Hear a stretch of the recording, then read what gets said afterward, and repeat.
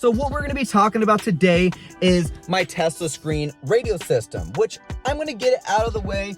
This thing works great. I love using this thing.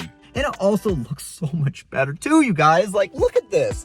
It makes you feel like you're in a modern 2024 car with this beautiful fat ass screen on here. So a lot of you guys want to buy this part for your car, but you just don't know if you want to pull the trigger because you don't know if it's worth the money. I'm going to tell you guys why I think it is worth the investment, or to you, it might not be worth the investment.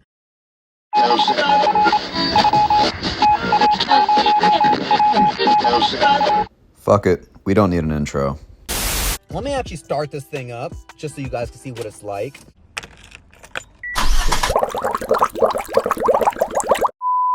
This screen that you see right here takes at least 30 seconds to a minute to load up to the main screen that you have to have access to all your controls. Not really a big issue, but if you're sitting here waiting and you want to go ahead and get your car warmed up, or if you're cold, or if you're hot, or whatever it is, then you got to sit here and wait.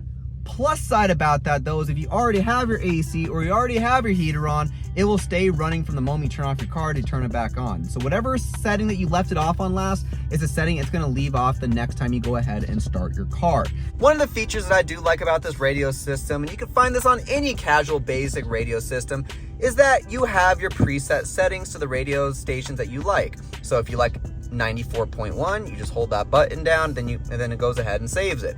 Same goes with 95.5, 98, blah, blah, blah. Just move down the line. Nothing too crazy about that. Now, let's go discover some new things, because I never go into this stuff. Oh, there you go. I do use this setting. You can go ahead and adjust the bass, middle, treble, hertz, all that other stuff. You can go ahead and change it to classic rock, pop, hall, cinema, whatever that style of music that you're trying to listen to, or if you're just trying to play a movie, go ahead and you can change the settings here. And I like having this setting on. This really amplifies the volume on the car, because when you have that off, it kind of sounds quiet and muffled, but having this setting on is very nice to have because it makes it a lot more crisp and clear. You can also adjust the setting of how you like all your speakers in the car. So if you want the sound to be pushed more towards the driver's seat, you can go ahead and do that. Back seat, you guys understand how that works, the balance. The dimmer, it just depends on how bright you want at night or the daytime. It never really bothered me because I can just go ahead and click this button up top and the whole screen just turns off. Click it, turns right back on. Now you have the system settings, you can change all that. Really not something I ever mess with. It's like kind of like that one-time thing unless you decide to add some more stuff on the car, which I really haven't. You have a more settings option up here, which, what the fuck did I do?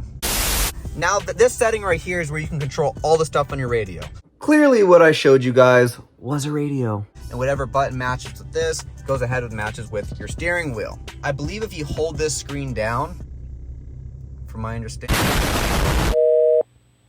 you go ahead and type in a password. If I remember the password, I'll drop it down in the comment section down below. I don't remember at the top of my head, but once you type in this will be able to give you access to whatever car that you have. So from factory, when you do get this radio system, it's going to give you the basic Mustang model. And you don't want the S550 on there, and maybe you just want to have the S197. So this is the setting that you would go ahead and do that, type in the code, and then you'll end up finding it on there. I have a video that talks all about that, and I'll drop it down in the description or the comment section down below as well. Reset, you know what that means. Advanced, maybe that was a setting instead of the system info. Maybe it's the same thing, really don't know. I'm pretty sure this is only used if you have music built into this, but I don't. So I just don't even worry about that. Climate setting, something that a lot of you guys will end up using.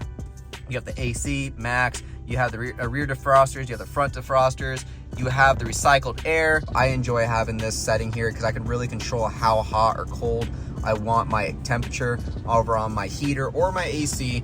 I'm not even gonna go into video. That's more for like if you have downloaded videos. If you want to pair your phone on there, you could do that as well, but that's where Apple CarPlay comes into play if you buy that as a separate option, and I think it just works much better. Internet Explorer, not something I really use because I have my phone on me.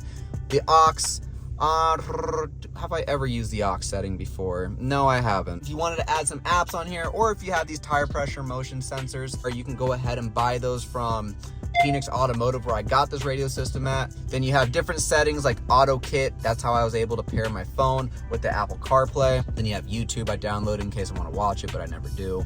I wish I could show you guys what it sounds like, but unfortunately I don't want to get copyrighted. So there might be someone on YouTube who has showing you the sound and stuff, but that ain't gonna be me. And also too, I feel like the more expensive one may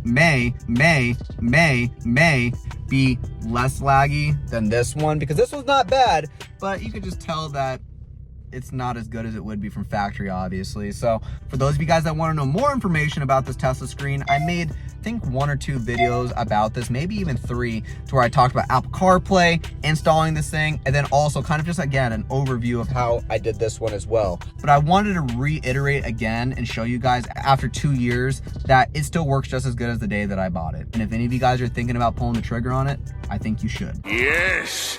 Yes!